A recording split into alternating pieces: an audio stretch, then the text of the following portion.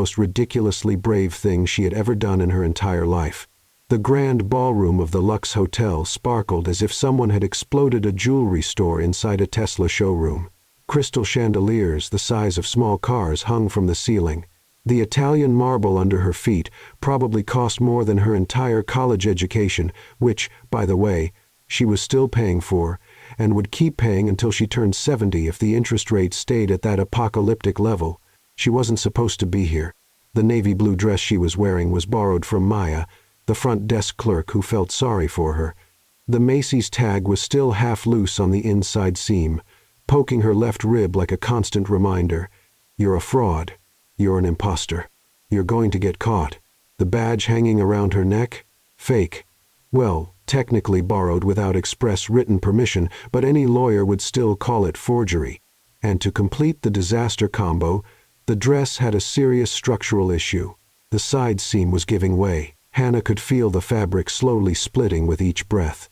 In about 15 minutes, she wouldn't just be kicked out of the event, she'd be laughed out of it. But none of that mattered now, because Tyler Morgan, her ex-boyfriend, ex-love of her life, ex-person who promised to love her forever but lasted 8 months, was walking straight toward her across the ballroom, and he wasn't alone. Savannah Stone was hanging on his arm like a living Hermes handbag. Perfect blonde hair, Versace dress a real one, not the Shein knockoffs Hannah used to buy, and jewelry that probably had its own insurance policy. She was everything. Hannah wasn't rich, confident, and with a bank account that didn't cry every time rent was due. Tyler smiled. That smile. The same smile he used when he broke up with her by text. Yes, text.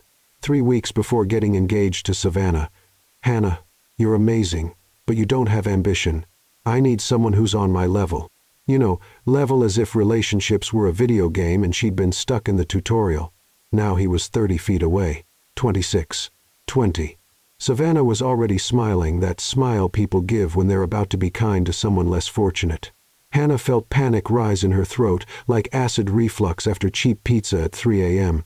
Option A. Fake a faint. No, too dramatic. And she'd probably hit her head on the Italian marble and wake up with a $50,000 hospital bill. Option B. Run to the bathroom. Too cowardly.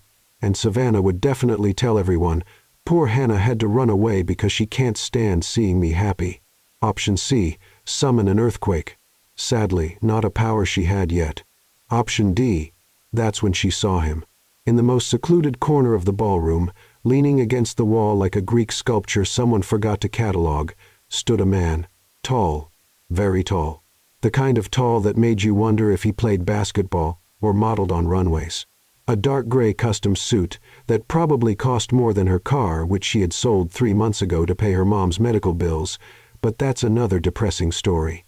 Dark hair slicked perfectly back. A jawline that looked like Michelangelo had carved it on an inspired day. And that posture, straight, confident, untouchable like the CEO of some company no one ever hears about because only multi-billionaires have access to it. But the best part? He was alone. 2 men in black suits stood near him at a respectful distance, like Buckingham Palace guards, but American and probably trained in some ultra-secret martial arts. He held a glass of red wine, watching the room with an expression so deeply bored that Hannah almost felt sorry for him. Perfect. Tyler was 12 feet away. 9. Savannah opened her mouth, about to say something that would definitely start with Hannah, sweetie, in that condescending tone that made Hannah want to hit something. Hannah didn't think. She didn't calculate.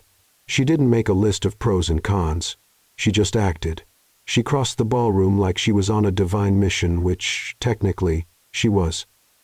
The mission to not die of embarrassment right then and there. The heels also borrowed, 2 sizes too big, with band-aids on the backs to prevent blisters clicked on the Italian marble. Click, click, click, click. The sound echoed. Some heads turned. The mysterious man's bodyguards noticed first. Both stepped forward at the same time, hands going to their earpieces, posture shifting from decorative statue to neutralize immediate threat. Hannah completely ignored them. She walked straight between them, which, in hindsight, was incredibly stupid and could have ended with her thrown to the floor, reached out, and grabbed the stranger's arm. "Babe, you made it. I thought you'd miss the entrance." The entire ballroom froze. the kind of cinematic freeze where even the dust particles stopped floating in the air. 300 pairs of eyes, investors, CEOs, socialites, waiters holding trays of salmon canapes worth more than minimum wage, turned to her. The man, the stranger she had just turned into her fake boyfriend without asking for permission, consent, or even knowing his name, stopped breathing for a second. He stared at her. Steel gray eyes, cold, analytical, breaking down every detail. The borrowed dress, the questionable badge, the barely hidden desperation on her face. 3 seconds. Hannah felt a cold drop of sweat slide down the back of her neck. 4 seconds. The guard stepped forward, ready to drag her away. 5 seconds. Hannah thought, "That's it. I'm done. I'm going to get arrested. I'll become a meme. I'll be kicked out of the event, the company, maybe even the country." Then he did something completely unexpected. He raised his hand, a small, almost invisible gesture, the kind kings do in period films. The guard stepped back immediately, as if pulled by invisible strings. The man tilted his head slightly, a faint smile touching the corner of his mouth, and then, in a deep, controlled voice that echoed through the silent ballroom like distant thunder, he said, "Yes, sweetheart. Sorry I'm late." And then, by all the patron saints of the desperate and compulsive liars, he slid his arm around her waist. Firm, warm, possessive, like they did it every day, like it was the most natural thing in the world. Hannah's brain completely short-circuited. What is happening? The ballroom exploded in whispers. Who is she? How did she pull this off? That's Gabriel Lawson. Gabriel Lawson has a girlfriend. Tyler Morgan, 3 feet away, turned pale as if he had seen a ghost. Savannah Stone tried to smile, but it looked more like she had swallowed a whole lemon. And Hannah Price, software engineer, demoted to the basement, stolen algorithm creator, humiliated ex-girlfriend, was being held by the waist by the most powerful man in the room. And she didn't even know his name. Technically, now she did. Gabriel Lawson. But that didn't help, because she had absolutely no idea who Gabriel Lawson was. Businessman? Investor? Well-dressed mob boss? Gabriel leaned in, lips close to her ear, voice low enough for only her to hear. "You have 30 seconds to tell me why I shouldn't have my security remove you from here." Hannah froze, then whispered back, "Desperate. My ex is over there with his rich fiancée. They were coming to humiliate me. I just needed a way out. Please, just until they leave. I'm begging you." Gabriel studied her for another second. Then, surprisingly, the faint smile grew. Just a little. "Interesting. And what do I get out of this?" Hannah improvised, panicked. The satisfaction of ruining the night of horrible people. He chuckled, not loud, just a quiet, amused breath, barely audible. Fair enough. And he kept holding her like she really was his girlfriend. 3 days earlier, the basement of Tech Vibe Solutions smelled like mold, old paper, and abandoned dreams. Hannah Price sat in an office chair that creaked with every move, probably from the Clinton era, maybe even Bush Sr., surrounded by boxes of dead files and Ethernet cables coiled like lazy snakes. The only light came from a flickering fluorescent bulb, as if it too was depressed about being stuck down there. "So, Professor," Hannah said to the gray rat sitting on a box labeled Taxes 2019, "Do not open. What do you think of my presentation on hash optimization?" The rat, which she had named Professor 3 weeks ago after realizing he showed up religiously every afternoon at 3 p.m., chewed on a piece of granola bar she had left as a bribe. Eloquent silence. "I appreciate that in a colleague." She spun the chair toward the prehistoric Dell laptop the company had so generously provided. The screen displayed line after line of code. Her code. Her algorithm. Her work over the past 8 months. The machine learning algorithm that could revolutionize behavioral data analysis. That reduced processing time by 67%. That had the potential to be worth millions. And that Andrew Carter, her direct boss and technology director, was about to present as if it were his. Again. The clock read 2:47 p.m. The general meeting would start in 13 minutes. Hannah sighed, saved the file for the 10th time, justified paranoia, and looked at Professor. "You know what's funny?" "Well, not funny, haha. More like funny tragic. Andrew doesn't even know how to code. He copies and pastes from Stack Overflow and still messes up the indentation." Professor seemed to find that appropriately outrageous and dropped a piece of granola on the floor. Exactly. Thanks for the emotional support. You're literally the only one in this company who treats me like a human being. Hannah grabbed her mug, world's okayest engineer, a Christmas gift from Maya, and took the last sip of cold coffee. Bitter, like her professional life. She could have reported Andrew again. She had tried 6 months earlier when he presented the first version of the algorithm, also hers, to investors. She had set up a meeting with HR, brought proof, emails, drafts with dates and times. Andrew struck back, saying Hannah was emotionally unstable, confused about hierarchy, and possibly experiencing authorship delusions. HR believed him, of course. He wore a Hugo Boss suit and spoke confidently about disruptive synergy. Hannah wore a college hoodie and avoided eye contact. The result? Demotion from the 3rd floor to the basement. From senior software engineer to technical support specialist. Translation: do what you're told and nothing more. Salary cut by 30%. Still, she stayed. Because she needed the money. Because her mom, unwell for the past 9 months, needed treatment that generic insurance refused to fully cover. Chemotherapy, radiation, experimental drugs that cost more than a new car. Hannah was paying every penny, every bill, with apocalyptic credit card interest. She couldn't afford to be unemployed. So she swallowed her pride, went down to the basement, and kept working. Quietly. Invisibly. Her phone buzzed. Message from Maya. Meeting starting. Andrew's got that smile again, like he's about to steal credit. Are you coming to watch or staying down there chatting with rodents? Hannah typed back, Professor is great company.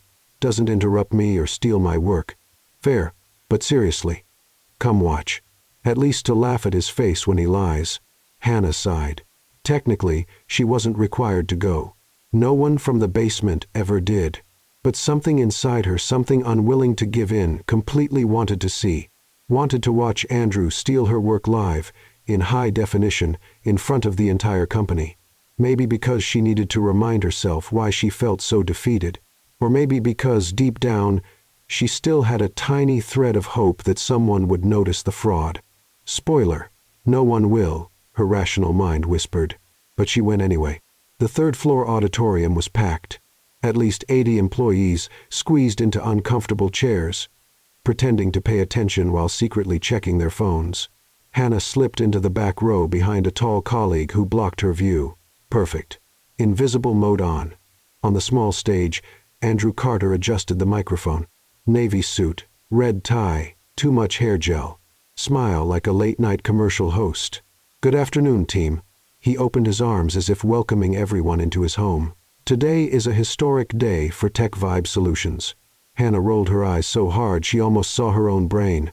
After months of hard work, sleepless nights, sacrificed weekends, lots of coffee, he chuckled at his own hilarious comment. We finally completed the behavioral predictive analysis algorithm. Completed. Singular. First person. I. Hannah felt her blood boil. Andrew clicked the remote. The PowerPoint presentation appeared on the screen, the one she had created 3 weeks earlier and sent to him for review. This algorithm, Andrew continued, pointing at the colorful charts, uses deep neural networks to identify user behavior patterns, cutting processing time by an incredible 67%. Polite applause.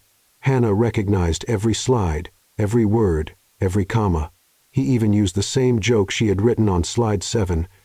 Big data doesn't have to be a big headache. The audience laughed. Andrew soaked in the laughter like a seasoned comedian. And best of all, he said, his smile growing wider, we already have investors interested.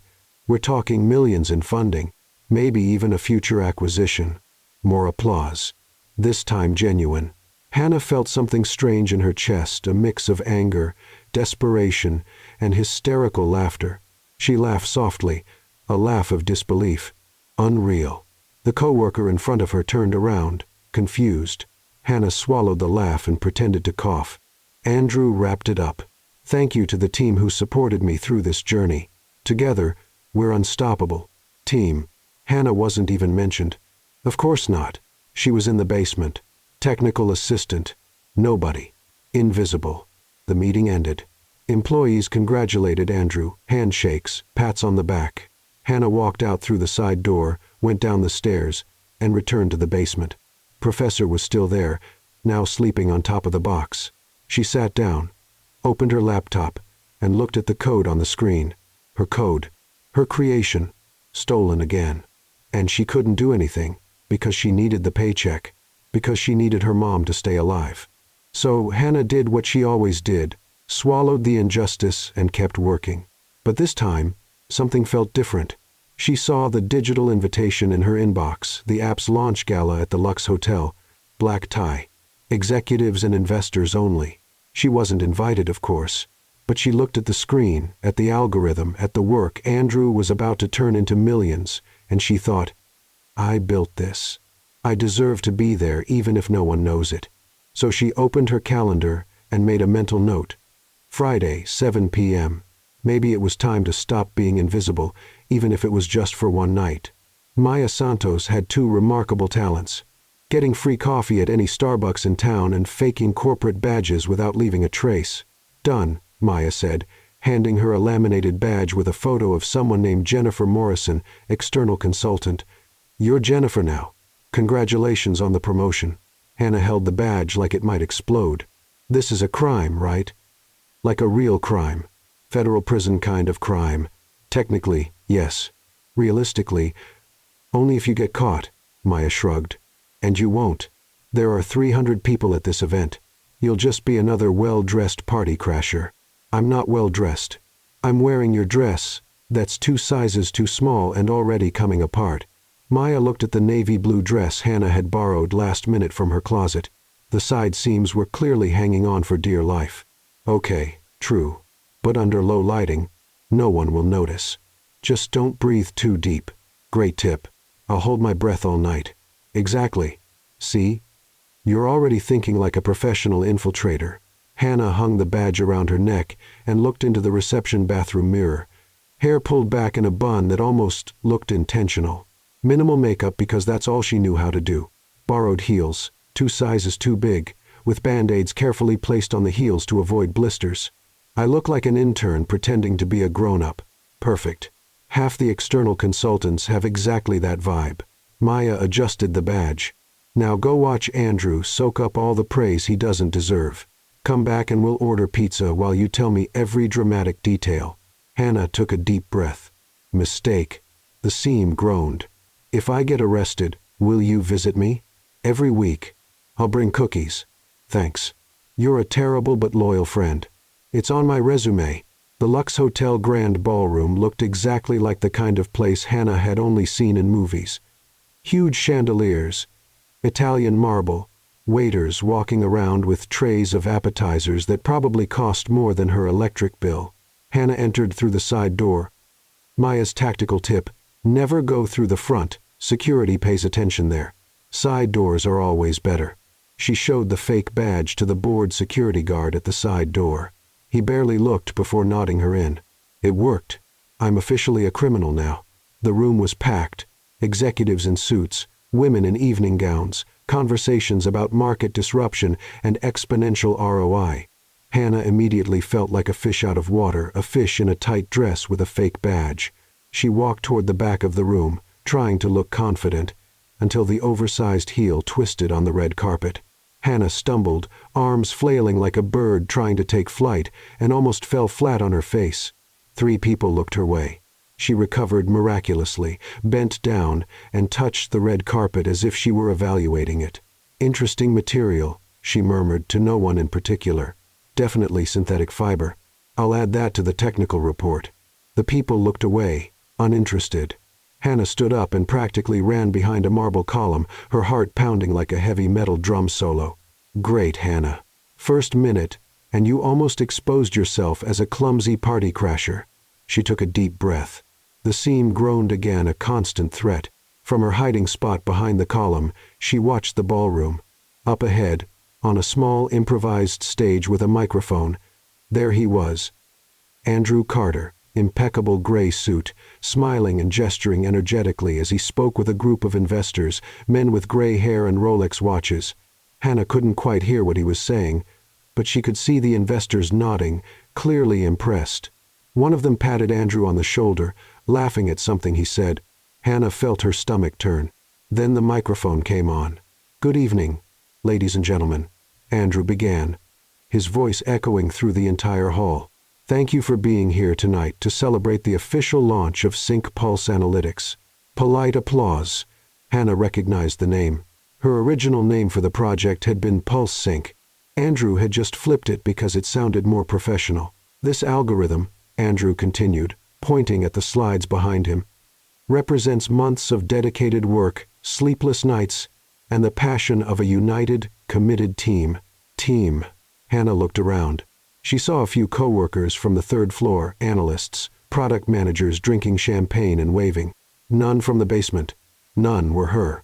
SyncPulse uses deep neural networks and distributed processing to identify complex behavioral patterns.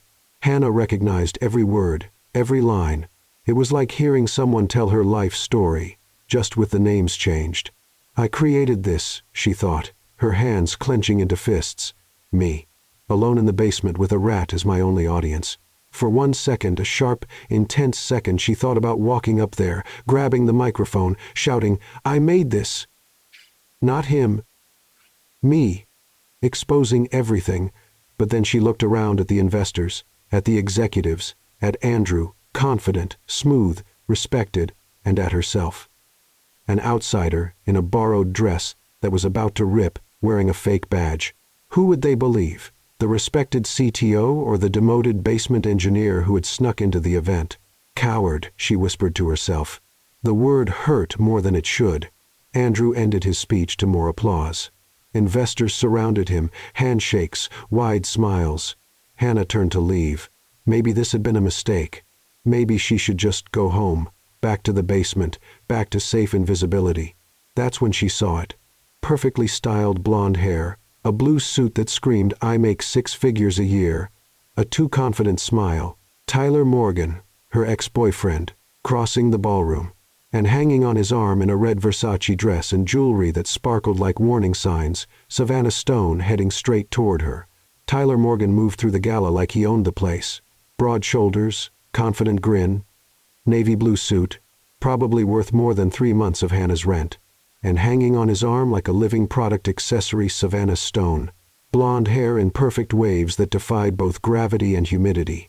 A red Versace dress that screamed, "My trust fund has a trust fund." A diamond necklace shining like a lighthouse in the fog. Hannah considered her escape options. Option A, dive under the canapé table. No, too desperate, and probably waiters under there.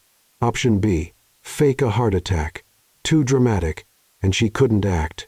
Option C, literally dig a hole through the Italian marble floor with her nails. Tempting, but physically impossible. Option D, Hannah. Too late. Tyler stopped exactly 2 meters from her, one eyebrow raised in fake surprise, as if he hadn't seen her already, as if it were a coincidence he was standing right in front of the column she was hiding behind. Tyler. Hannah forced a smile that probably looked more like stomach pain. What a surprise. Truly surprising. Savannah stepped forward, her voice high and sharp like an irritating wind chime. She looked Hannah up and down with the subtlety of an airport scanner. "Hannah! Oh my gosh! You're here. Are you working the catering or are you part of the cleaning crew?" 2 people nearby laughed softly, the polite kind of laugh rich people give when someone makes a rude joke in public. Hannah felt her face burn. "Actually, I work at the company launching the app." "Oh, right." Tyler tilted his head, his smile widening. He used that tone, the exact condescending one he used when explaining obvious things to her during their relationship. "Hannah works at the company." "Down in the basement, right, Han?" Han. The nickname, the same one he used to whisper during sweet, private moments now turned into a blade against her chest. "Basement." Savannah laughed way too loud, clutching Tyler's arm like he was her Super Bowl trophy. "That's so specific." Hannah gripped the champagne glass she had grabbed from a tray 5 minutes ago and still hadn't taken a sip of so tightly she was afraid she might break the crystal. "Yeah, specific. Like my job, technical support specialist." How cute. Savannah tilted her head like a dog trying to understand a complicated command. "Like you fix printers?" Tyler laughed. "Something like that." "Actually," Hannah said, her voice sharper than she intended, I develop machine learning algorithms.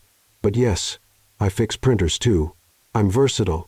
Savannah blinked, clearly not understanding half the words. "That's so high-tech." More quiet laughter around them.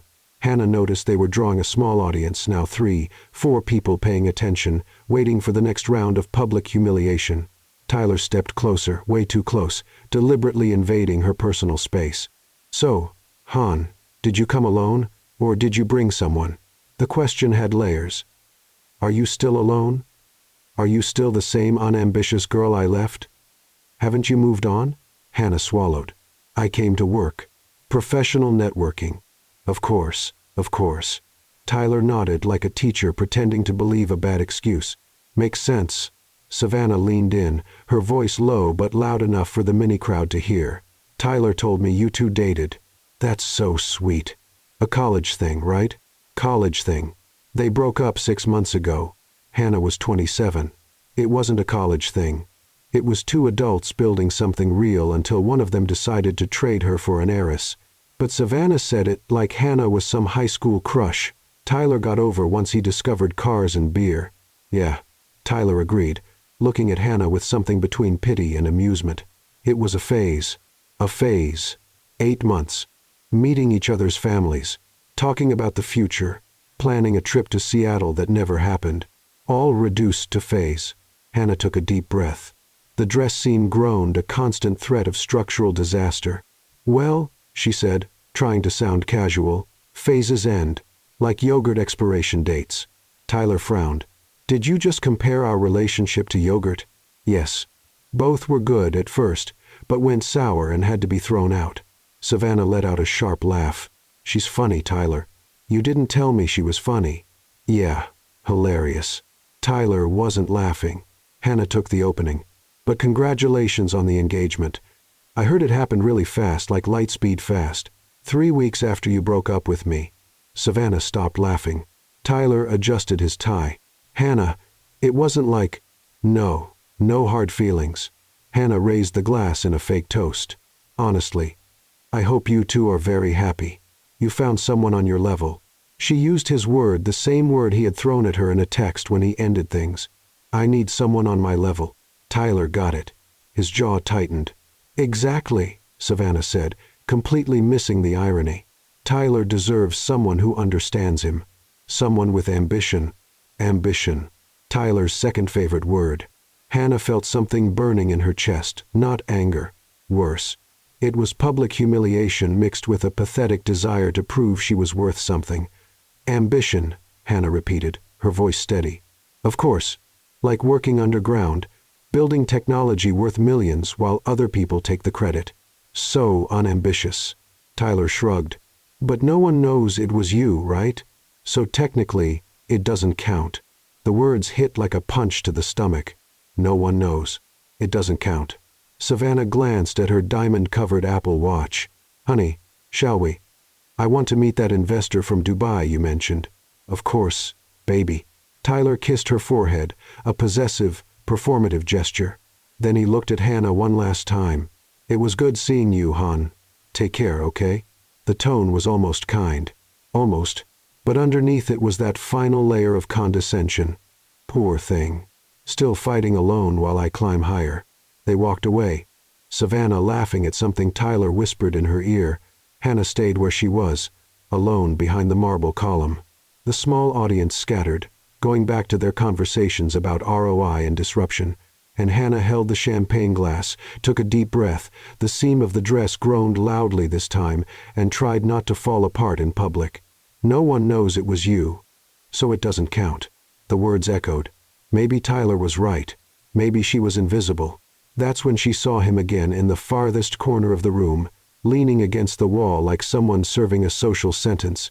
Tall, dark gray tailored suit, impeccable posture, an expression of quiet existential boredom. 2 men in black suits stood nearby, discreet but alert. The man held a glass of red wine, staring into the distance as if calculating how much longer he had to stay. Hannah didn't know who he was, but she knew one thing. He looked important, and she had the worst or best idea of her life. The man in the corner looked as interested in the event as Hannah was in hearing Tyler talk about market synergy for another 5 minutes. He refused champagne for the third time. A woman in a red dress tried to start a conversation. He answered with single words until she gave up, defeated. Perfect, Hannah thought. Someone who hates being here as much as I do. Then she heard Savannah's voice loud enough to be intentional. Obviously she came alone. Poor thing. Tyler laughed. Han was always kind of a loner. 3 people looked at Hannah with pity, and something inside her just cracked. Not the collapse on the floor kind. The I'm already at rock bottom, so bring on the bulldozer kind. Hannah crossed the ballroom heels, clicking on the marble.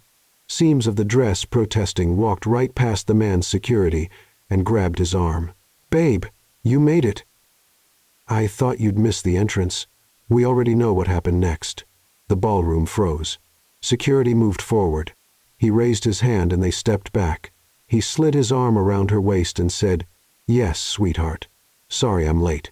The room exploded in whispers. Tyler turned pale. Savannah's jaw dropped, and Hannah was being held by the waist of a complete stranger who had just saved or ruined her social life. He leaned in, voice low. 30 seconds. "Explain," Hannah whispered, desperate. "My ex over there with his rich fiancé. They were humiliating me. I just needed a way out. Please." Silence. He studied her. Then, surprisingly, he smiled a micro-smile. Dangerous. Interesting. He took her hand officially, like a boyfriend would, and started walking through the ballroom, leading her along. Hannah stumbled slightly. He adjusted his pace, steadying her. "Walk like you belong here," he murmured. "Confidence is half the performance, and the other half not falling on your face." Hannah almost laughed. Almost? They walked past Tyler and Savannah, both frozen, watching the scene like people watching a shooting star in slow motion. The man gave Tyler a small nod, polite, cold, dominant. Tyler tried to smile back. It looked more like a facial spasm. Once they were far enough away, Hannah whispered, "Thank you. Really. I know it was insane, but it was." He interrupted, still walking. "It was also brave. Or stupid. Sometimes it's hard to tell the difference. I vote stupid." "I vote both." They stopped near a huge window overlooking the city. He let go of her hand but didn't step away. "Your ex," he said, voice neutral. "What did he do?" Hannah hadn't expected the question. "He said I had no ambition. Broke up over text. 3 weeks later he was engaged to her." She nodded subtly toward Savannah, spinning gracefully in Tyler's arms. The man looked out the window, processing. Idiot. The word came out so natural, so simple, that Hannah almost choked. "You don't even know me. I don't need to." He looked at her. "Any man who breaks up over text is a coward. Any man who humiliates you in public is an idiot. And any man who can't recognize courage when it walks across a ballroom and grabs a stranger's arm." He paused. "Well, he didn't deserve you." Hannah was speechless. He held out his hand. Formal this time. "Gabriel Lawson." Hannah shook it. Still processing. "Hannah Price." "Hannah." He tested the name. "Well, Hannah, you just turned me into your fake boyfriend in front of 300 people. I hope you have a plan for the rest of the night." Hannah looked at him, her brain finally catching up to the gravity of the situation. "I don't." Gabriel smiled, this time genuinely. "Great. I love improvisation. Pretending to be the girlfriend of a billionaire you met literally 90 seconds ago was, as Hannah discovered, surprisingly hard.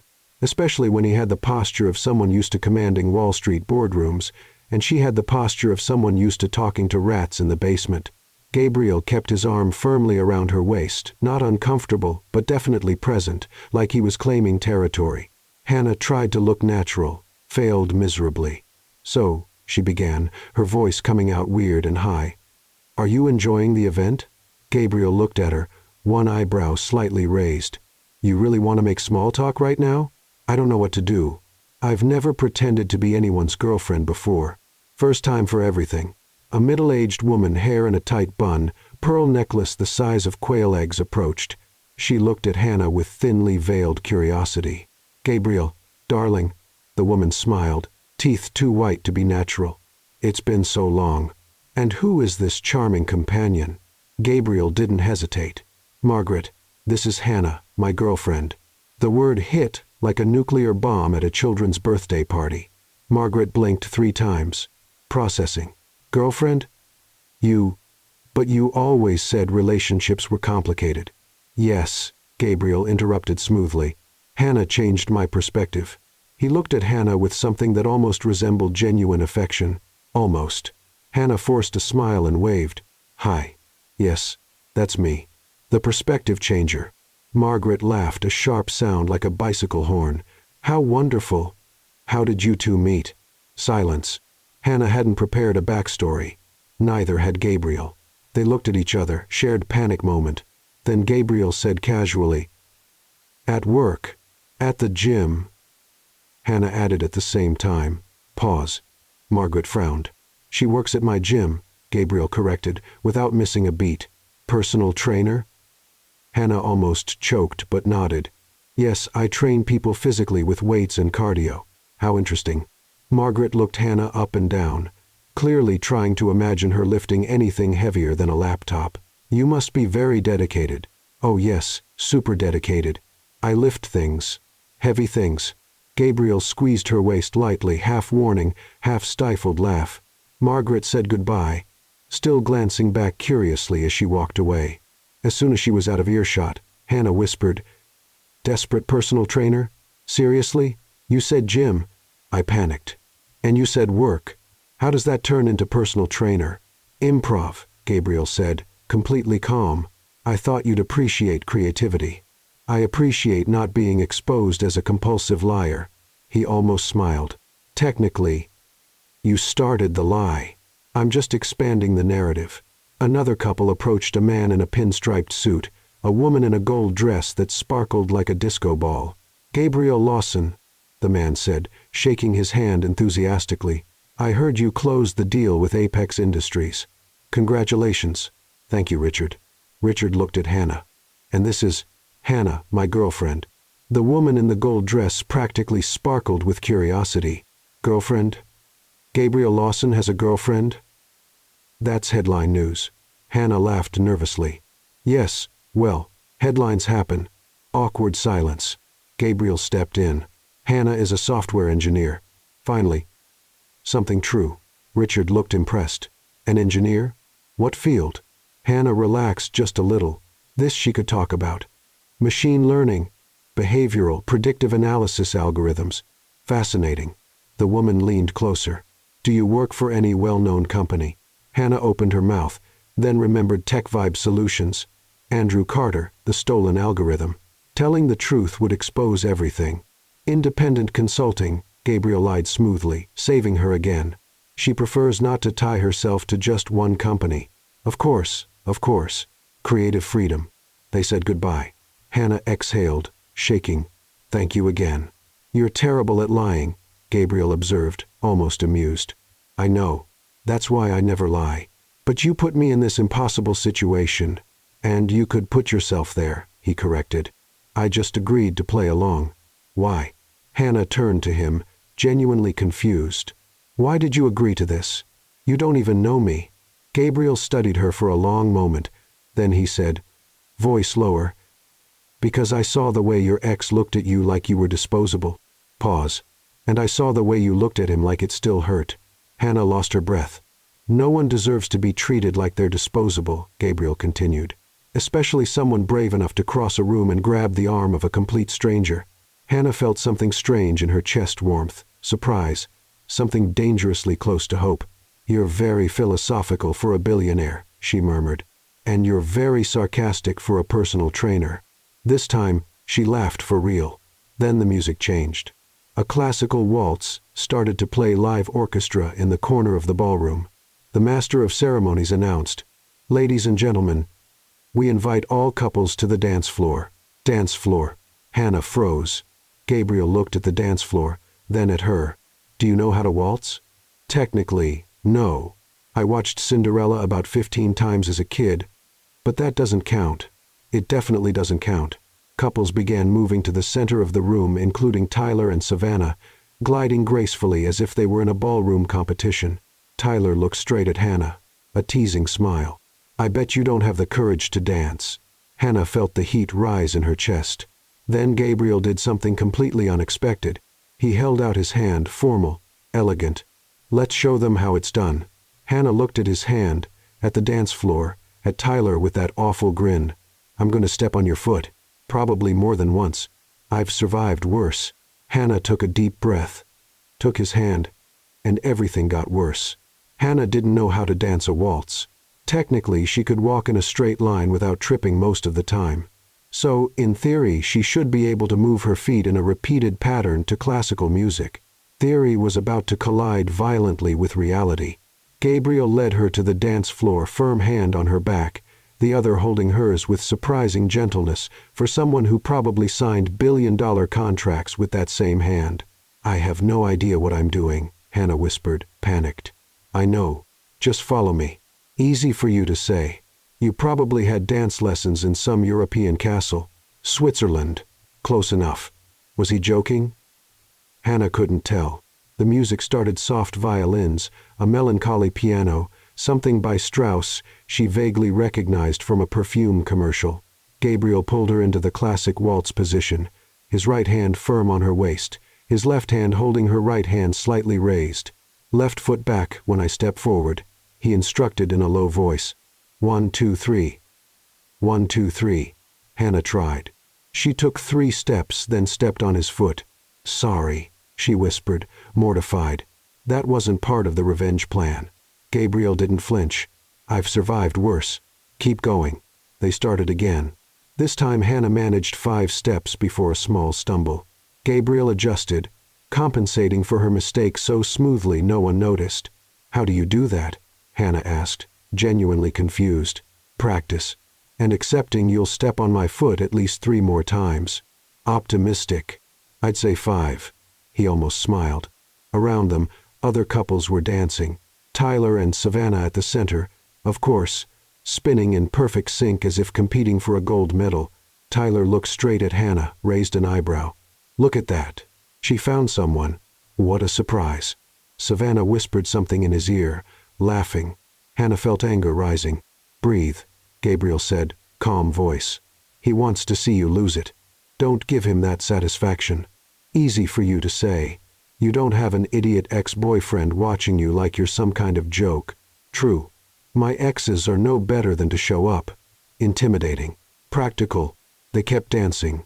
Hannah started to get the rhythm, not perfectly, but enough to avoid disaster every 3 seconds. Gabriel guided her with natural confidence, as if waltzing were as easy as signing checks or running board meetings. His hand on her waist was firm, warm, steady. Hannah realized, with some surprise, that she felt safe. 2 men in suits, clearly important investors, shiny Rolex watches, the kind of posture that said they were used to being the richest in the room, approached the dance floor, walking toward Gabriel. One of the security guards appeared out of nowhere, discreet, efficient, and blocked their path. Words were exchanged in low voices. The investors backed off, clearly disappointed. Hannah looked at Gabriel. "Okay, seriously, who on earth are you?" "I already told you." "Gabriel Lawson." "That's not an answer. You have security blocking investors. People literally bow when you walk by." "I invest in companies," Gabriel said casually, like he was describing a weekend hobby. "Mostly technology." "Define invest." "I buy shares. Sometimes I buy the entire company. Depends on the day." Hannah almost stumbled again. "You buy companies. Whole companies. For fun?" "It's not fun. It's work." "Work, right? Like buying a bakery is my job." Gabriel twirled her, smooth, controlled, and suddenly they were closer than before. He looked at her, curious expression. "Your ex," he said softly. "What exactly did he do?" The question caught her off guard. She hadn't planned to answer, hadn't planned to open that wound in front of a complete stranger, technically fake boyfriend, but still a stranger. But the words came out anyway. "He said I had no ambition, that I was small, that I'd never do anything important." Pause. "He broke up with me over text. 3 weeks later, he was engaged to her." Hannah subtly nodded toward Savannah, spinning gracefully in Tyler's arms. Gabriel stayed quiet for a moment. Then he squeezed her hand a little tighter. Not enough to hurt, but enough to mean something. "Idiot," he said. Simple. Direct. One word, but it carried absolute conviction. Hannah felt something strange in her chest, warmth, relief, something dangerously close to validation. "You don't even know me," she murmured. "I don't need to." Gabriel spun her again, moving perfectly in time with the music. "Anyone with eyes can see that you're smart, brave, resilient." Hannah blinked, trying to process. "You got that from 5 minutes of conversation?" "I got that from the fact that you walked across a room full of intimidating people, grabbed the arm of a total stranger surrounded by security, and pulled off a fake relationship act in front of 300 people." Pause. "That's not a lack of ambition. That's boldness." Hannah had no words. Tyler and Savannah passed near them at that moment. Tyler deliberately slowed down, making sure to look at Hannah with that same condescending smile. "Han, you're dancing. How cute. I didn't know you had coordination for that." Before Hannah could answer, probably with something sarcastic and useless, Gabriel stepped in. He looked at Tyler with a neutral expression. Not hostile, not friendly, just indifferent, as if Tyler were a mildly annoying insect. "Excuse me," Gabriel said, polite but firm. "You are?" Tyler blinked, clearly offended. "Tyler Morgan. Hannah and I." "Ah," Gabriel cut him off. "The ex." Silence. Tyler turned red. Savannah squeezed his arm, trying to pull him away. Gabriel continued, still polite. "Nice to meet you. If you'll excuse me, I'm dancing with my girlfriend." And he spun Hannah away, ending the conversation. Hannah stared at him, speechless. "You just..." Yes, that was necessary. Hannah wanted to laugh and cry and kiss this man. Okay, maybe not that last part. Not yet. They kept dancing. Tyler and Savannah walked off, clearly irritated. Their perfect dance moment completely ruined. Hannah looked at Gabriel. Really looked. He wasn't just wealthy. He wasn't just confident. He was kind in his cold, controlled, intimidating way. "Thank you," she said softly. "For what?" "For not making me feel small." Gabriel held her gaze. "You were never small, Hannah. You were just surrounded by small people who made you believe you were." And then, in the middle of the waltz, in the middle of the room, something inside Hannah began to heal. That's when she felt it, the side seam of the dress giving out. Rip. Not loud, but definite. Hannah froze. "No," she whispered. "No, no, no." Gabriel noticed immediately. "The dress? The dress. How much time do we have?" "Seconds. Maybe minutes if I don't breathe." And then the worst possible thing happened. The dress started giving out more. That exact moment in life when you realize your borrowed dress is about to fall apart in the middle of a gala with 300 people watching is the kind of experience that redefines the meaning of worst nightmare. The side seam made a low sound rip that only she and Gabriel heard, but in her mind it was as loud as a siren. "Don't panic," Gabriel said, voice calm, still dancing. "Easy for you to say. You're not about to become a public joke." "True. But I'm not panicking either, because you won't be exposed." Gabriel stopped dancing gently, naturally, as if the music had ended. It hadn't. Then he did something Hannah didn't expect. He let go of her, took off his blazer, the dark gray tailored blazer that probably cost more than her yearly salary, possibly more than her car which she had sold 3 months ago, but still, and placed it on her shoulders. The gesture was so natural, so smooth, it looked rehearsed, as if they had planned it in advance. The whole room noticed. Whispers spread. He gave her his blazer. "That's so romantic. Who is she?" Gabriel buttoned the blazer on her slowly, one button at a time, looking directly into her eyes. Hannah froze, unable to process what was happening. He adjusted the collar, smoothed the shoulders, made sure it was secure. "There," he said softly, just for her to hear. "Now no one sees anything but you." Hannah looked down. The blazer covered the problem area completely. It was snug on her, but somehow it worked. She felt the warm fabric against her skin. It carried his scent, woody, expensive, definitely not bought at a drugstore. "If this blazer is insured," Hannah whispered, trying to ease the tension, "please let me know. I'll need to pay for it in installments like a 30-year mortgage." Gabriel laughed. Not a polite laugh, not a forced breath. A real laugh, low, short, but real. "Keep it," he said, still smiling lightly. "It looks better on you than it ever did on me." Hannah seriously doubted that, But she wasn't about to argue while the blazer was saving her from public humiliation. The ballroom kept buzzing, half impressed, half shocked. Tyler and Savannah stood frozen in the middle of the dance floor, Tyler with barely hidden irritation, Savannah red-faced and jaw clenched. "This was," Hannah began, searching for words. "Thank you. Really. You didn't have to." "I did," Gabriel interrupted. "You were about to have a problem. I fixed it. Simple. Nothing about tonight is simple. Fair." An older woman approached, perfectly styled gray hair, emerald green dress, diamond necklace that probably cost more than a suburban house. She carried an air of importance like a retired senator or a multinational CEO. "Gabriel, dear." She smiled, opening her arms.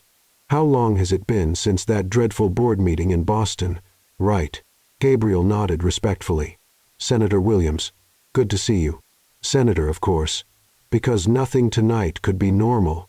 Senator Williams looked at Hannah with genuine, approving curiosity. "And who is this charming company?" Gabriel didn't hesitate for a second. "Hannah, my girlfriend." The word landed in the air like a nuclear bomb. "Girlfriend?" Hannah almost choked, managing to turn it into a polite cough. Senator Williams practically lit up with joy. "Girlfriend? Gabriel Lawson has a girlfriend? I thought I'd never live to see the day." "Surprises happen," Gabriel said, completely calm. The senator turned to Hannah with a warm smile. "Dear, you've accomplished the impossible. This man has been married to his work for 10 years. How did you win him over?" Hannah opened her mouth, closed it, opened it again. "Persistence and questionable charm." The senator laughed, delighted. "Modesty, I love it." She said her goodbyes, still smiling, and returned to her group of equally important and intimidating people. As soon as she was out of earshot, Hannah turned to Gabriel, wide-eyed. "Girlfriend, don't you think that was a little too much?" Gabriel shrugged calmly. "You started it. I'm just following the script." "There was no script." "I grabbed your arm in existential panic, and now we're improvising pretty well, actually." Hannah wanted to argue, wanted to point out that this was getting completely out of control, but then she realized she didn't want it to stop. Having someone, especially someone like Gabriel Lawson, protecting her, standing up for her, believing in her. It was strange. It was good. It was terrifying. "Great," Hannah muttered, mostly to herself. "Now, I'm the fake girlfriend of a man who could probably sue me in 47 different countries." 52, technically, Gabriel corrected. "But who's counting?" She stared at him, open-mouthed. "Are you joking with me?" "Maybe." Hannah didn't know whether to laugh or scream. She chose to laugh. They stood there for a moment, she wearing his blazer, he without it, which somehow made him look even more intimidating. The whole ballroom was still sneaking glances their way. A waiter passed by with a tray of appetizers. Finally, Hannah muttered, grabbing one. Food proof that this night is real and not a stress-induced hallucination. Gabriel picked up a glass of wine from the tray. "You're doing well," he said. Considering my life is falling apart in slow motion. Considering I'm improvising a fake relationship in front of some of the most powerful people on the East Coast. When you put it that way, it sounds even worse." Hannah bit into the canapé. It was smoked salmon with something fancy she couldn't identify. "This canapé probably costs $15, she said with her mouth half full. "I could buy lunch for a whole week with that." Gabriel almost smiled again. "You're refreshingly practical." "You mean poor. You can say it?" "No, I mean genuine." Hannah stopped chewing. The way he looked at her wasn't pity. It wasn't condescension. It was curiosity. Real interest, like she was a puzzle he wanted to solve. "You work in tech," Gabriel said. It wasn't a question. "Yes. Software engineering, machine learning, specifically predictive algorithms. Behavioral data processing, deep neural networks analysis." Hannah stopped. She realized she was talking way too fast, too excited about algorithms at a gala to a billionaire who probably had better things to do. "Sorry," she said, blushing. "I kind of get carried away when I talk about code." Gabriel didn't look away. "Go on," he said. And that's when she made the fatal mistake. She opened her mouth about algorithms. Hannah Price had a problem. When she got nervous, she talked. And when she talked about technology, she completely forgot where she was, who she was with, and what lies she had told in the last 30 minutes. Someone nearby made a comment about the newly launched app Sync Pulse Analytics, praising its revolutionary interface and ultra-fast processing. Hannah, still wearing Gabriel's blazer, still processing the fact that she had danced a waltz without falling, still trying to understand how her life had turned into the script of an absurd romantic comedy, heard it and reacted instinctively. "The algorithm has a bottleneck in the distributed hash function," she said casually, as if commenting on the weather. "If they don't adjust the collision rate in the B-tree index, it's going to crash when the user base goes over 500,000 simultaneous users." Silence. Not the polite kind of silence. The "what did you just say?" kind. Gabriel stopped drinking his wine, slowly turned toward her. "How do you know that?" "Oh no." Hannah's brain went into full panic abort mission mode. "I overheard some people. You know how tech folks love to talk about code in forums and Reddit. A lot of Reddit." Gabriel didn't buy it. Not even a little. "This kind of information," he said, voice controlled but with an intensity that made Hannah want to dig a hole and hide, "isn't on forums. It isn't on Reddit. It's internal documentation, senior developer level." He paused. "Or original creator." Hannah opened her mouth, closed it, opened it again like a fish out of water. "I'm really good at Google." Hannah. The way he said her name, not angry, not accusatory, just determined, made her realize that Gabriel Lawson was not the kind of man who accepted evasive answers. "Okay, look." Then Andrew Carter showed up. Of course. Because her timing was always perfect. "Mr. Lawson." Andrew practically ran toward them, hand extended, used car salesman smile. "It is an honor to have you here. I hope you're impressed with our work." Gabriel looked at Andrew's extended hand. Didn't shake it. Just looked. Andrew lowered his hand, laughing nervously. "Your work?" Gabriel repeated, tone neutral. "Well, the teams, of course." Andrew gestured vaguely. "But the central vision, the strategic architecture that was mine," Gabriel interrupted, subtly pointing to Hannah with his wine glass. "And her? What was her role?" Andrew looked at Hannah for the first time, quick, just a status check, then looked away like she was part of the furniture. "Oh, Hannah." He laughed, condescending. "Administrative support, file organization, documentation, those kinds of things. Very important to keep everything organized." Administrative support. Hannah felt the blood boil. Her fists clenched inside the oversized sleeves of Gabriel's blazer. But before she could speak, before she could yell, expose, explode, Gabriel spoke. His voice was dangerously calm. The calm before the storm kind of calm. Interesting. Because she just described a specific structural issue in the code that even my technical audit team hasn't identified yet. Andrew froze. The fake smile was still there, but his eyes went straight into panic mode. Well, you know how it is. Information circulates. Developers talk to each other, Gabriel repeated. The word dripped pure sarcasm. Information about critical vulnerabilities in code architecture just circulates. Andrew started sweating visibly. "I can explain. Please." Gabriel gestured for him to continue, waited. Andrew opened his mouth, closed it, looked at Hannah with something between anger and desperation, then mumbled, "I need to check something with the team. Excuse me," and ran. Literally ran across the ballroom like a man running from a lawsuit. Hannah stood still, shaking slightly. Gabriel turned to her steady gaze. "Analytical. We're going to talk," he said. It wasn't a request. Alone. Gabriel led her to a private balcony, a small, quiet space with a view of the city lights. He closed the glass door behind them, cutting off the noise of the ballroom. Silence. Hannah looked out at the city, avoiding his eyes. "You're going to ask me," she said softly. "Yes. And if I don't want to answer, you'll answer anyway, because lying isn't your strength." Hannah laughed, a bitter, tired sound. "You've known me for like 2 hours, and in those 2 hours you've lied 4 times. All of them bad." He paused. "Except the first one." Hannah turned to him. "First one? When you pulled me and pretended we were a couple." Gabriel tilted his head. "That one you sold well, because it wasn't entirely a lie. You really did need help. You really were desperate. That was true." He took a step closer. But now you just talked about the code with the kind of accuracy only the original creator would have. Andrew practically admitted he has no idea what he's talking about. And you... He studied her. You're protecting someone. Or hiding something. Hannah felt her eyes burn. I'm not protecting anyone. Then you're hiding something. Silence. Hannah took a deep breath. His blazer was still on her shoulders, warm, smelling like him. I built the first algorithm, she finally said. A year ago, behavioral data analysis. Andrew saw my prototype, said he was going to review it, and presented it as his in the board meeting. Gabriel didn't look surprised. He just nodded, processing. You reported it? I tried. He made me look unstable. Said I was confused about hierarchy and emotionally unbalanced. HR believed him. Hannah gave a bitter laugh. They demoted me from the third floor to the basement, from senior engineer to technical support specialist.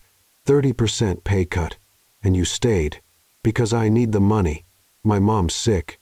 Treatment costs more than everything. I can't afford to be unemployed. Gabriel stayed quiet, taking it in. But it wasn't just once. Hannah continued, her voice shaking. In the basement, I kept working. I built a second algorithm better, more advanced. Sync pulse. Machine learning with deep neural networks. It reduces processing time by 67%. She turned toward the city, wiping her eyes quickly. And 3 days ago, I watched Andrew present it at the company's general meeting, my algorithm, my words, my charts. He even used the same joke I wrote on slide 7. Pause. And today here, he took all the credit again in front of investors. In front of you. Silence. Then Gabriel said, voice low and dangerous, he's not getting away with this. Hannah turned. What? Andrew Carter. He's not getting away with it. Gabriel, you don't have to. I invest in tech companies. I review code. I detect fraud. He looked at her with absolute intensity. And I just found one. Hannah was speechless. But first, Gabriel continued, I need to know, do you have proof? Proof? Emails? Drafts? Original prototypes with date and time, Hannah thought. I have backups on my personal laptop. All time-stamped.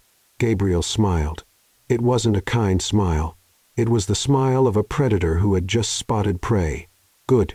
Hannah had two choices, tell the truth or run.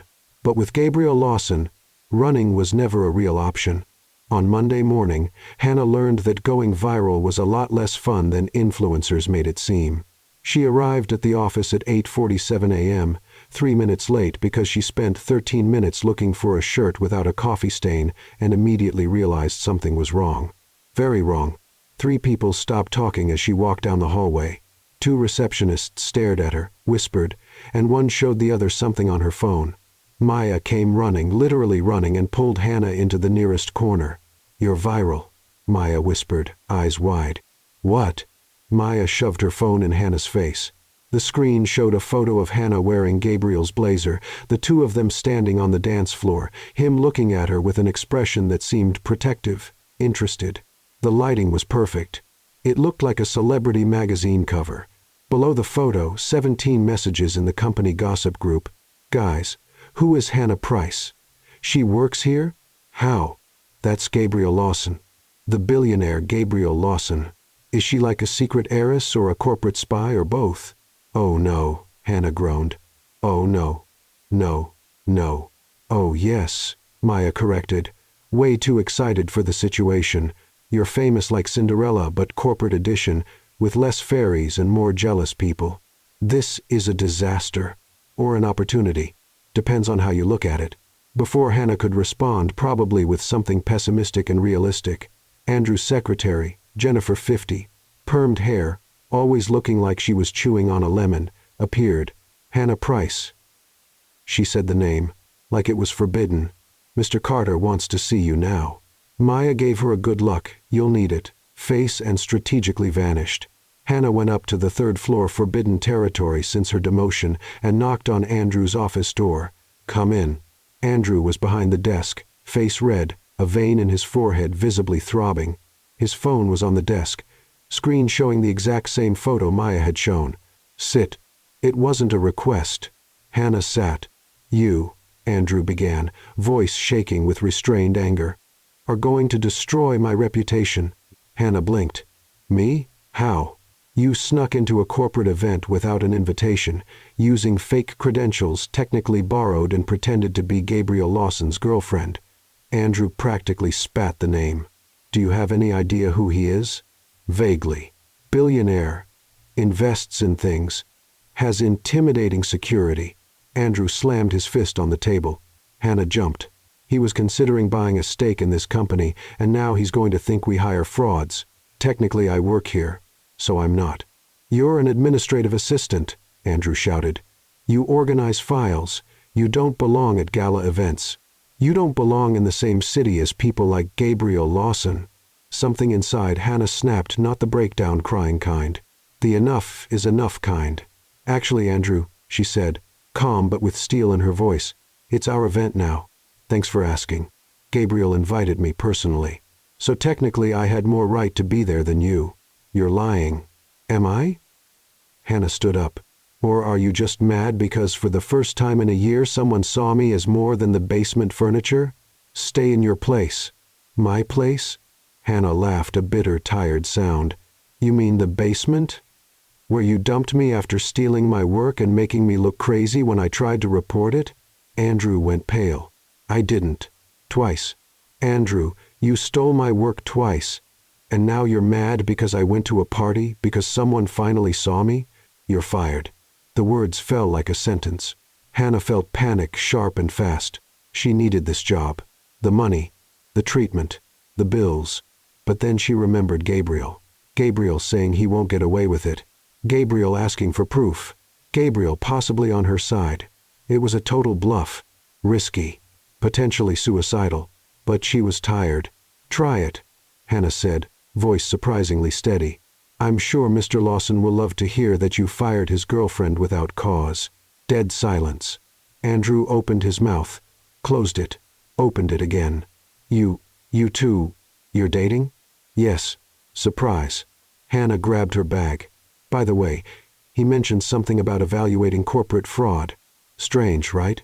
And she left, slammed the door, left Andrew frozen, wide-eyed, visibly panicked. Hannah went down the stairs. She didn't trust the elevator, reached the first-floor hallway, and leaned against the wall, shaking. "I just threatened my boss using a fake relationship with a billionaire I met yesterday." Her phone rang, unknown number. Hannah answered, hand trembling. "Hello?" A male voice, formal and professional. "Miss Price, my name is James, Mr. Lawson's driver. A vehicle will pick you up at the main entrance in 10 minutes. Mr. Lawson would like to speak with you." Hannah stared at the phone like it had grown tentacles. "Now? Like right now?" "Yes, miss. 10 minutes." He hung up. Hannah put the phone away, still shaking. Maya appeared out of nowhere. She was good at that. "What happened? Why do you look so pale? Did Andrew fire you?" "Almost." I bluffed. Used Gabriel as a shield. And now Gabriel's sending for me. Maya's eyes widened. Like Cinderella getting picked up by the carriage, or like a fraud getting picked up for police questioning? Optimism, hon. Try it. I can't. My optimism's been stuck in the basement for 6 months. Maya fixed Hannah's hair, smoothed out the coffee stain on her blouse, it didn't help, and pushed her toward the door. "Go. If it's jail, I'll visit. If it's romance, I want every detail. And if it's both, then it's a streaming original." Hannah walked out the main door. A black Mercedes, shiny, intimidating, probably worth more than her entire student loan debt, was parked out front. A man in a suit, James, presumably opened the back door. Hannah looked at the car, at the building behind her, at the uncertain future ahead. The black car waited, and Hannah didn't know if she was being rescued or abducted. The glass and steel tower in the financial district had the kind of security that made airports look relaxed.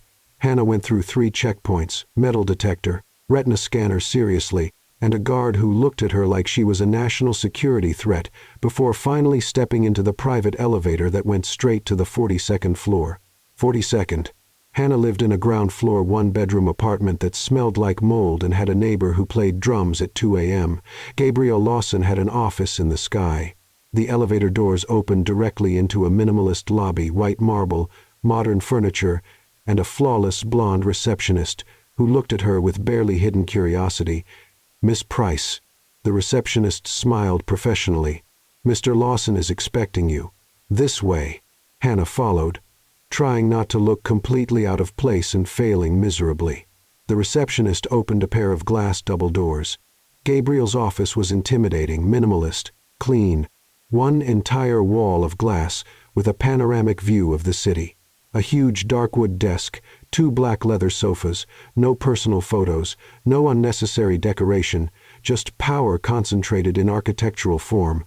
Gabriel stood with his back to her, on the phone, speaking in Mandarin. Hannah froze. Of course he speaks Mandarin. He probably speaks 17 languages while solving a Rubik's Cube and closing corporate deals. He noticed Hannah, motioned for her to wait, and ended the call with a short, decisive sentence. He turned around. "Sit." It wasn't a request. It was a command. Hannah sat on the leather sofa, which probably cost more than her kidney on the black market. Gabriel took the seat across from her, crossed his legs, studied her with that precise, surgical focus that made Hannah feel like a lab specimen. "You know you created something worth billions, right?" Hannah laughed, a nervous, high-pitched sound like a broken bicycle horn. "Billions? With this hair?" She pointed to her messy bun. "I think you've got the wrong Hannah. There are at least 5 at the company." Gabriel didn't laugh. "My technical audit team worked all night. They went through every line of sync pulse code."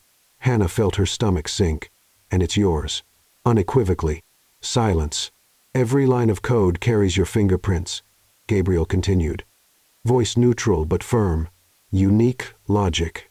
Sarcastic internal comments. One of them literally says, "If this breaks, blame the company's cheap coffee." Hannah blushed. "I was frustrated when I wrote that." "You were right. The coffee is terrible." Gabriel almost smiled. "My team also found earlier prototypes, all time-stamped, all clearly yours." "How did you?" "I invest in technology, Hannah. I evaluate code. I spot talent." He leaned forward slightly. "And I just found a genius hidden in a basement talking to rodents."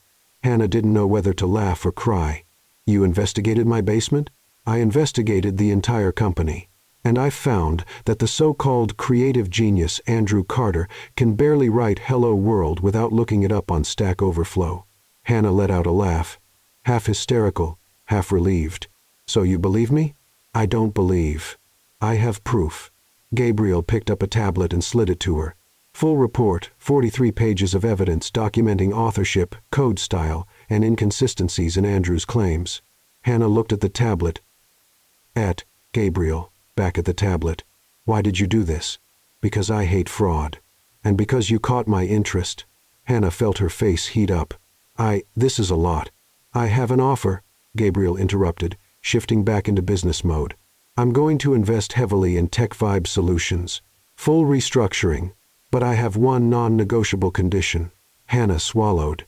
"What?" "You will be promoted to Chief Technology Officer. Andrew now answers to you. Not the other way around." Hannah nearly fell off the expensive leather sofa. "You? What?"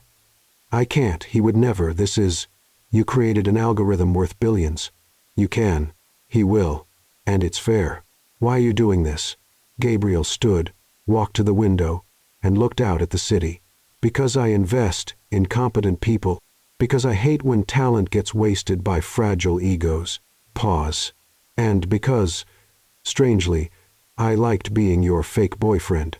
Hannah froze. "I'm sorry. I shouldn't have dragged you into it. It was pure ego desperation." "It was smart." Gabriel turned to her. "You saw an opportunity in the middle of chaos and acted. Improvised under pressure. I respect that." He walked toward her, stopped in front of her. He was very tall. "But now I have a different proposal." Hannah looked up. "Different how?" "Be my girlfriend. For real." Hannah blinked. "Once. Twice. 3 times. You're joking." "I never joke about romantic proposals or corporate acquisitions. You don't even know me." "It's been like 36 hours." Gabriel sat down on the sofa next to her, close enough for her to smell his warm, woody cologne. "I know you're brilliant, brave, a little too sarcastic for your own good." He studied her. "And that you look adorable when you're nervous." Hannah was officially speechless. "Look," Gabriel continued, tone pragmatic. "I could give you a romantic speech, talk about destiny, instant connection, all that, but the truth is simpler. I'm interested in you, and I always go after what interests me. That's very direct. Would you rather I lie? Say it was love at first sight, that the universe conspired? No. Then dinner tonight. For real. No exes, no act, no audience. Just us." Hannah took a deep breath. "And if it doesn't work, if it's awkward, then you'll still be CTO? I keep business and personal separate. Always." He extended his hand. "I promise." Hannah looked at his hand, at the steel-gray eyes, at the impossible future unfolding in front of her. She reached out. "Deal. But I'm paying for my part of dinner." Gabriel laughed, genuine, short. "We'll see. It's not negotiable. Everything's negotiable. Typical CEO. Typical CTO." They shook hands. The handshake lasted a second longer than strictly professional. Hannah pulled her hand back, blushing. "So, dinner. Normal. Like normal people. The definition of normal is debatable. You know what I mean." "I do." Gabriel smiled, small but real. 7 o'clock. I'll pick you up. I can get there myself, Hannah." The way he said her name made any argument evaporate. 7 o'clock. But Gabriel had a plan, and it didn't just involve dinner. Gabriel arrived at exactly 7. Apparently billionaires were punctual too. Dinner was at a quiet Italian restaurant, not one of those pretentious places with tiny portions and French names no one can pronounce. It was cozy. Candles. Soft music. Pasta that actually filled you up. "You brought me somewhere normal?" Hannah asked, surprised. Looking at the menu with prices that didn't require a bank loan. "You said normal dinner." I took it literally. "Impressive. I thought you only knew places with sommeliers and French mutters." "I do. But you would have hated it." "True." They talked about code, obviously, about her mom who was finally responding well to treatment, about absolutely nothing important and everything at the same time. Gabriel was surprisingly easy to talk to when he wasn't in intimidating CEO mode. He was smart, curious, even dryly sarcastic in a way that made her laugh. At the end of the night, when the check came, Hannah reached for it. Gabriel looked at her like she had just suggested setting money on fire. "I told you I'd pay for my part. And I told you I wouldn't let you. This is non-negotiable. I chose the restaurant. I'm paying." Hannah sighed, defeated. "Next time I'll choose. And it'll be Taco Bell. Deal." When he dropped her off, yes, he insisted on driving her. Hannah realized something frightening. She wanted there to be a next time, and the next morning, Gabriel called. "I have a plan," he said without preamble. "Good morning to you too." "Good morning. I have a plan." "What kind of plan?" "The kind that involves you finally getting the credit you deserve. Publicly. Dramatically." Hannah felt her stomach sink. "Dramatically how?" "You'll see. Trust me. Famous last words before you ruin my life. Or save it." Perspective. 3 days later, Hannah discovered that Gabriel's plan involved public exposure, corporate revenge, and drama worthy of a reality show. She was hiding in the back of the Tech Vibe Solutions auditorium, the same place where weeks ago she had watched Andrew steal her credit for the first time. Only now there were cameras, lots of cameras, and journalists, and investors in suits too expensive to be real. Gabriel had invited her. Translation. Ordered her to attend. "Wear something nice," he'd said yesterday. "I only own basement clothes." Then wear the least bad. Now she was there wearing the only blouse without a visible stain, standing next to Maya, who was buzzing with excitement like someone watching an MMA fight. "This is going to be epic," Maya whispered. "Like Game of Thrones but with PowerPoint." On stage, Andrew was giving another speech again about his revolutionary work. "And with this innovative algorithm I developed," the double doors of the auditorium opened. Gabriel Lawson walked in. The entire room stood up literally as if the president had arrived. Andrew stopped mid-sentence, his smile freezing. Gabriel walked down the central aisle, firm steps, flawless posture, flanked by security, and stepped onto the stage. Andrew held out his hand, forced smile. "Mr. Lawson." What an honor. Gabriel looked at the hand, didn't shake it, just took the microphone from Andrew. "Thank you for the invitation," Gabriel said, voice echoing through the room. "But before we talk about investment, We need to correct a mistake. Dead silence. The sync pulse algorithm everyone's been praising was not created by Mr. Carter. The room exploded in whispers. Andrew laughed, nervous, high-pitched. Mr. Lawson, I believe there's been some kind of misunderstanding. There wasn't. Gabriel cut him off, voice calm but firm. The algorithm was created by Miss Hannah Price. My technical audit team confirmed it. Every line of code, every data structure, every sarcastic internal comment about bad coffee. Laughter filled the auditorium. Andrew turned pale. That's ridiculous. Hannah works in administrative support. Hannah Price, Gabriel continued, ignoring him completely, was demoted a year ago after creating the first algorithm which Mr. Carter also presented as his own. When she tried to report it, she was silenced, humiliated, and forced to work in the basement. Cameras clicked. Journalists scribbled furiously. I have original prototypes with timestamps, emails where Mr. Carter asked just to review her work, code audit logs showing undeniable authorship. Andrew tried to grab the microphone back. Gabriel pushed him aside, a minimal gesture, but Gabriel had 6 inches and an intimidating presence on his side. This is defamation, Andrew shouted. I'll sue. Please do. Gabriel smiled, not a kind smile. I have a team of 47 board-certified corporate lawyers looking for something interesting to do. The auditorium burst into laughter. Andrew turned red, then pale, then red again. Gabriel turned to the audience. Hannah Price, please come up to the stage. Hannah froze. No, no, no, no. That was not in the plan. He didn't say I'd have to talk. Maya pushed her. Go. This is your moment. I don't want a moment. I want invisibility. Too late. Go. Hannah stumbled toward the aisle, legs shaking, face burning. 300 pairs of eyes turned toward her. She climbed the steps to the stage, tripped on the last one of course, but recovered miraculously. Gabriel reached out, helping her up, whispered just to her, if you faint, I'll catch you. Promise.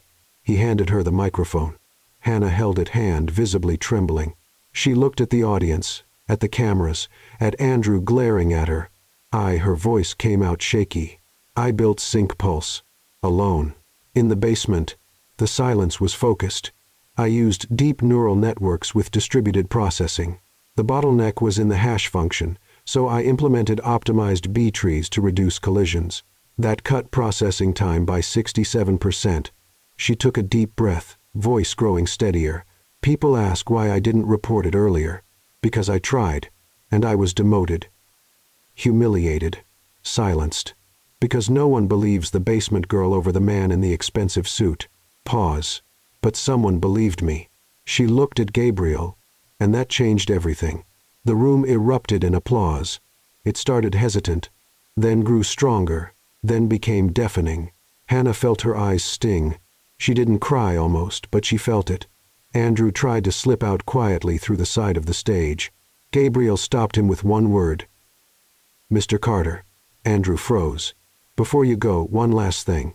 Gabriel turned to Hannah.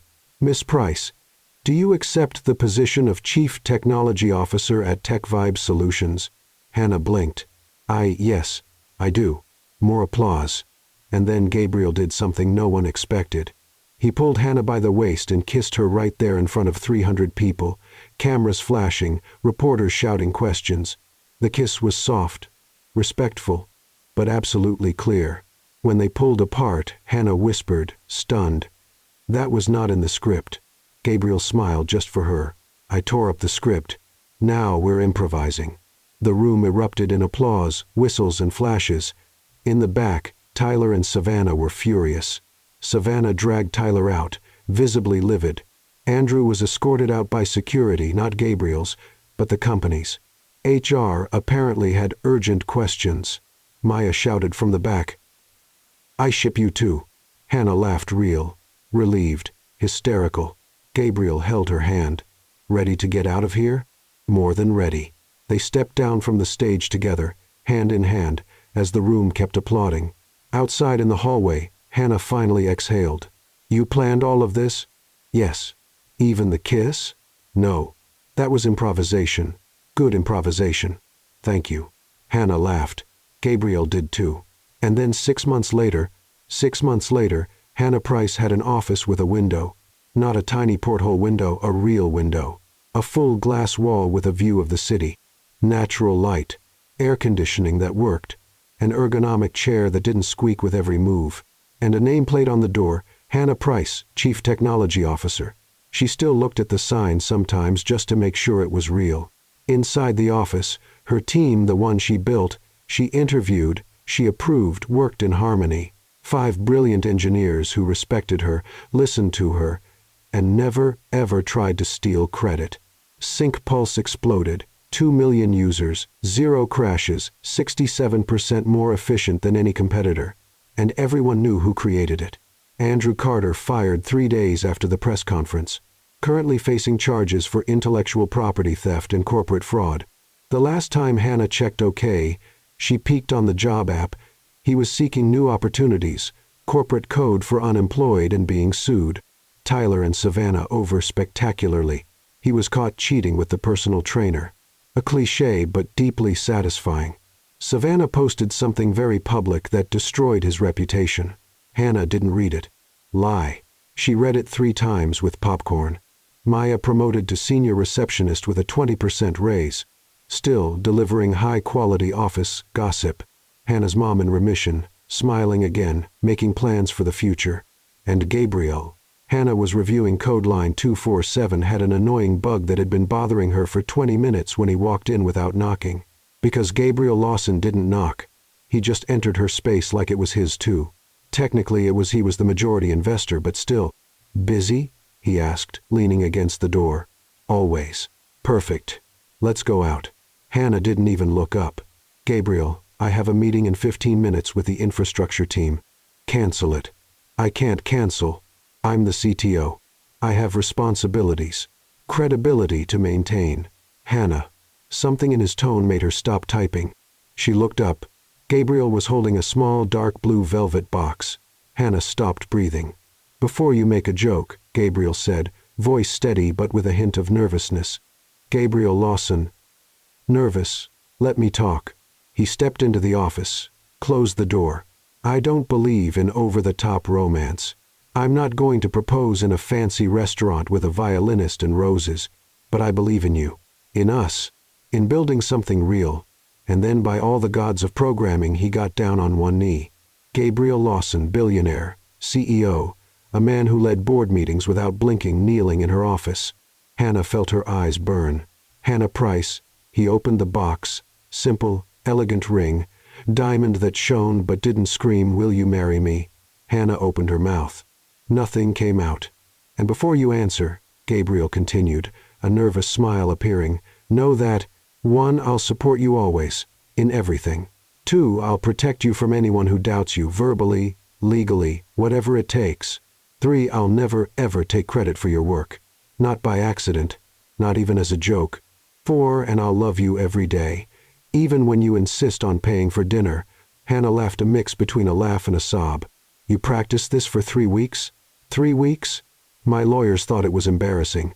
Asked me to stop using meeting time to rehearse a marriage proposal. They're right. This is embarrassing. So is it a yes? Or should I stay on my knees until they give out? Hannah pulled him up, surprising strength for someone 5'5", and kissed him.